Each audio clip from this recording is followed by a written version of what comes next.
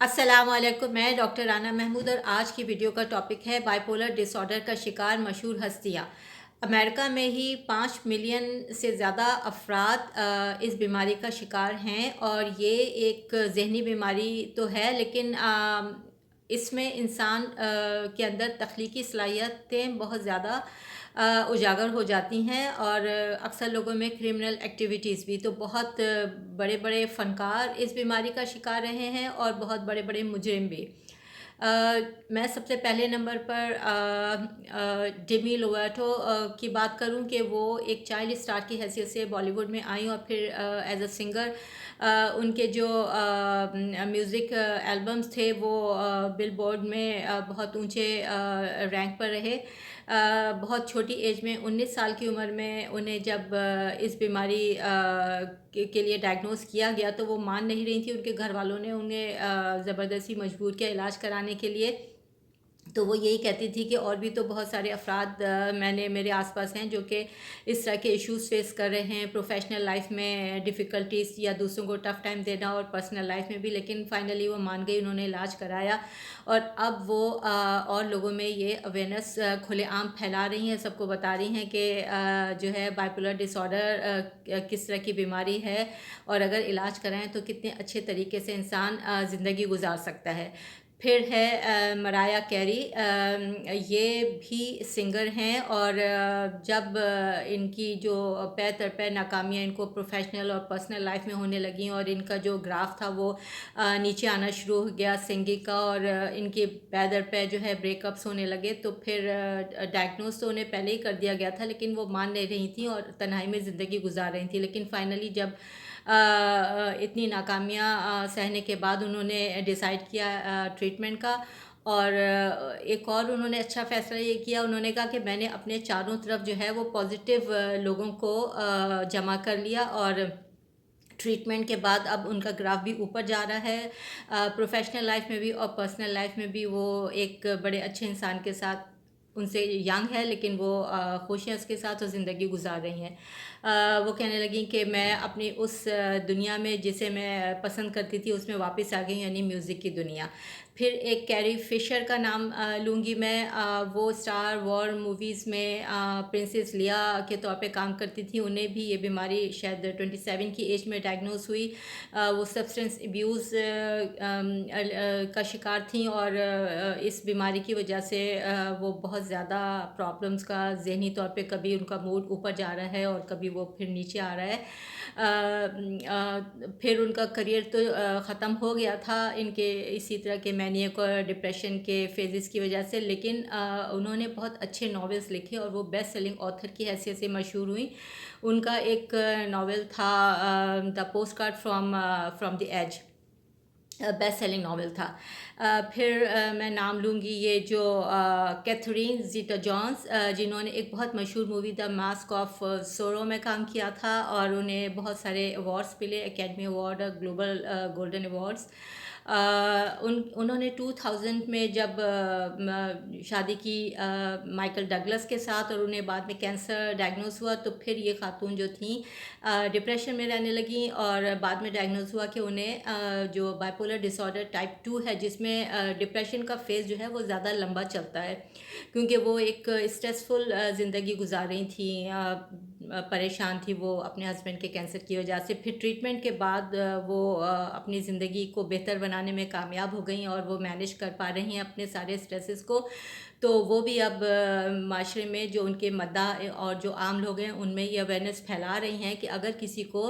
ये कोई mental illness हो जिसमें ये शामिल है बाइपोलर डिसऑर्डर, तो उसको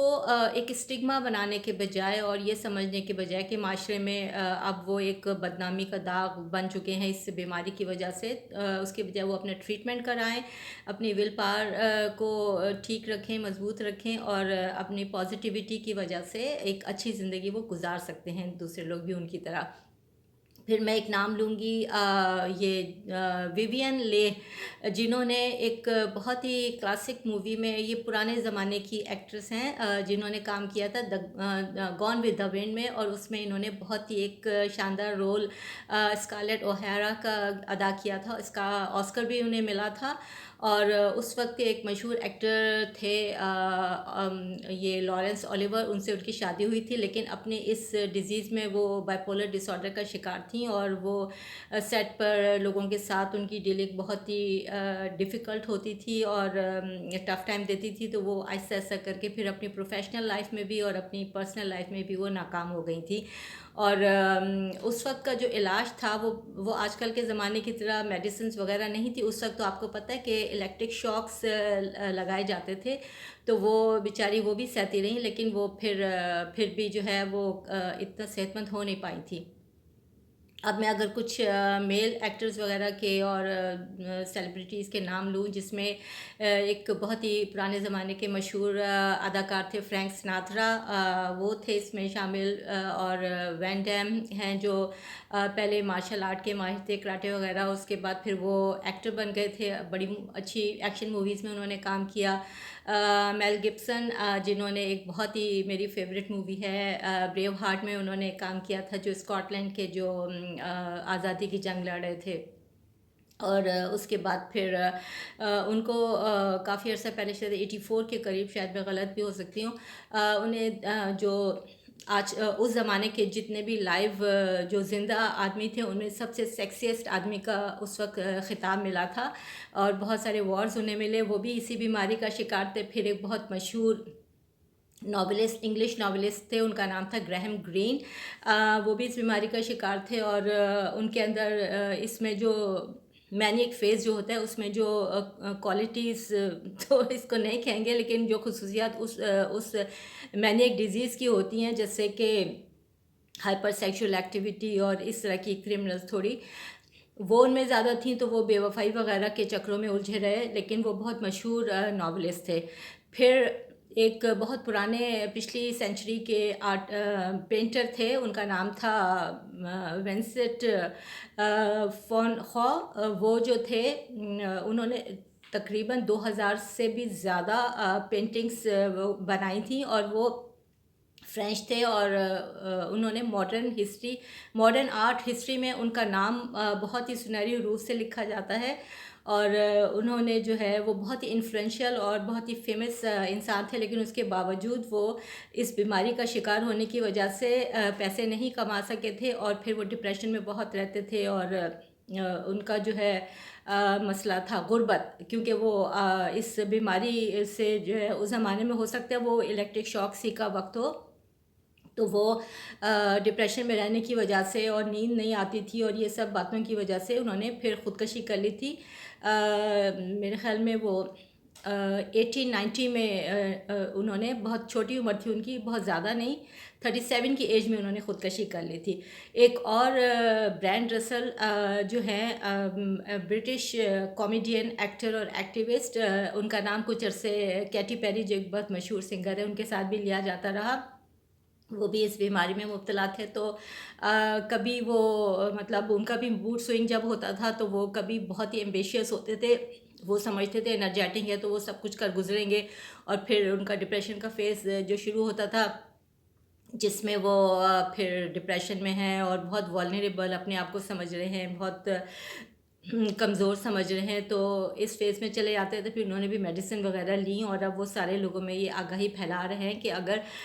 کسی کو یہ مرض ہے تو وہ علاج کرا کے ایک اچھی زندگی گزار سکتا ہے۔ ان کے اندر بھی بہت سارے ایشوز تھے، یہ جو الکوہل لینے کا اور ڈرگ ایبیوز وغیرہ کا۔ پھر ایک جو سنگر تھے، راک سنگر، ان کا نام تھا کوبین، کارٹ کوبین، اور وہ جو تھے بہت ہی ایک جینیس کے طور پہ مشہور تھے، جینیس کریٹو،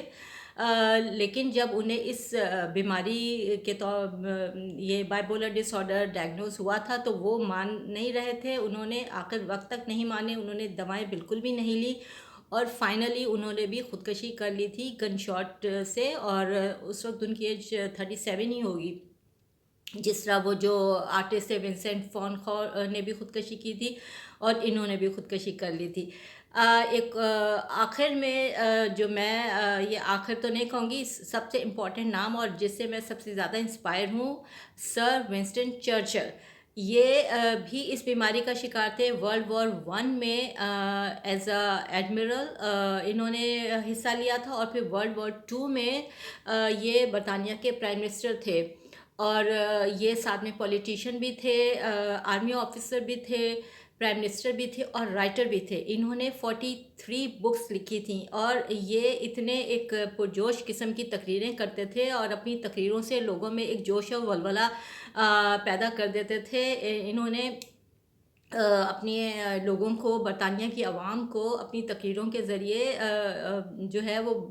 جرمنی سے جنگ کے لیے اکسایا اور ان کو آمادہ کیا، اور پھر آپ جانتے ہیں اسی طرح پھر وہ ان کی جب ریڈیو سے جو ہے ان کی تقریریں نشر ہوتی تھی تو لوگوں کے اندر جوش و جذبہ بھر جاتا تھا، لیکن وہ خود اس بیماری سے لڑتے رہے، بائی پولر ڈس آرڈر سے۔ ان کے اندر ڈپریشن تھا، نیند نہیں آتی تھی، ان کو خودکشی کے خیالات آتے رہتے تھے، لیکن اس کے باوجود اس زمانے میں بھی ظاہر ہے الیکٹرک شاکس وغیرہ کا ٹریٹمنٹ ہوگا ابھی تو، یہ نئی ماڈرن میڈیسنس تو نہیں ہوں گی، لیکن وہ اس بیماری سے انہوں نے بہت اسٹرگل کی، اور پھر وہ 90 سال تک وہ جیے ہیں۔ 1965 میں ان کی ڈیتھ ہوئی ہے، اور جیسے میں نے بتایا کہ انہوں نے بہت ساری بکس بھی لکھی، 43 کے قریب، اور وہ بہت اچھے آتھر بھی تھے۔ تو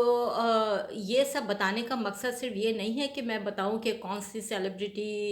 کیسی تھی اور کس میں تھا یہ مرض اور کس میں نہیں۔ میں یہ بتانا جو میرا پوائنٹ ہے کہ ہر انسان میں کسی میں بھی اس طرح کی کوئی ڈیزیز، مینٹل النس ہو سکتی ہے۔ ویسے تو جینس میں ہوتی ہے، میں نے پچھلی جو ویڈیو آپ دیکھیے گا بائپولر ڈس آرڈر کے سائن اینڈ سمپٹمس پر، کہ جینس میں یا فیملی وغیرہ میں ہو سکتی ہے، لیکن اس کو جو بڑھ جاتی ہے یہ بیماری، کبھی ابیوز کسی کے ساتھ ہوا، ٹراما ہوا، یا پھر کوئی سائیکولوجیکل ٹراما سے گزرا، اس کی وجہ سے یہ بیماری جو ہے وہ بڑھ جاتی ہے۔ تو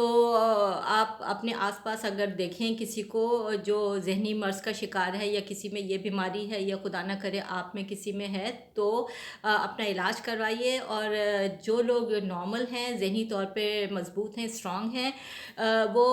میری ان سے ریکویسٹ ہے کہ اگر وہ آس پاس اس طرح کے لوگوں کو دیکھیں تو بجائے انہیں لیٹ ڈاؤن کرنے کے، انہیں شرمندہ کرنے کے، اور ان کو اور نیچا کرنے کے، ان کی تھوڑی سپورٹ کریں، اور انہیں معاشرے میں ایک مقام دلانے کے لیے آپ اپنا رول پلے کریں۔ انشاءاللہ پھر ملیں گے۔ اللہ حافظ۔